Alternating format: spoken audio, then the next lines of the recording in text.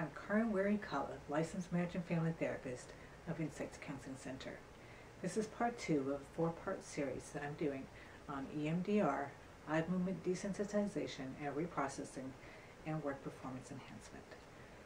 Part 2, I'm going to be talking about the memory networks.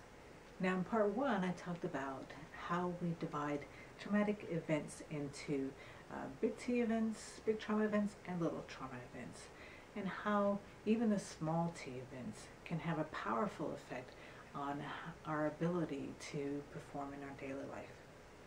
One of the things that happens when we have a traumatic event that occurs is that the event gets frozen in our brain with all of these channels that kind of lead into it.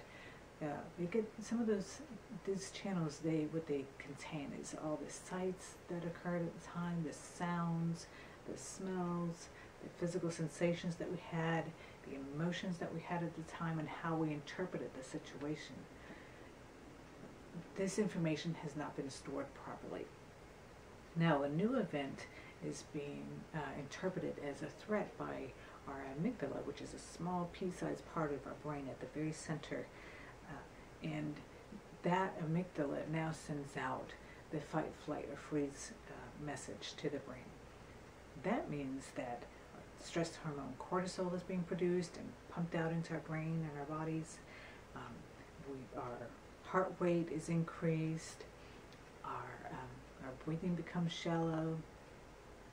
Logic goes out the window because now we're in survival mode. We've been triggered, and the past is now the present. Maybe we were teased a lot as a child, and now we have to do a presentation.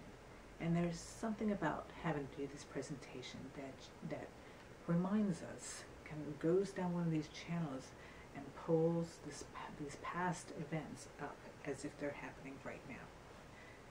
No amount of positive self-talk is going to change that.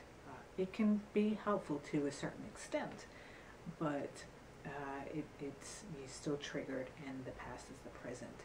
Maybe it's the fact that as you're doing this presentation, there's a group of people who are sitting there looking at you, and you feel as if you're being judged by them. That triggers these past events to come up. And so what happens is that until the past trauma has been properly stored, you're going to continue to get triggered.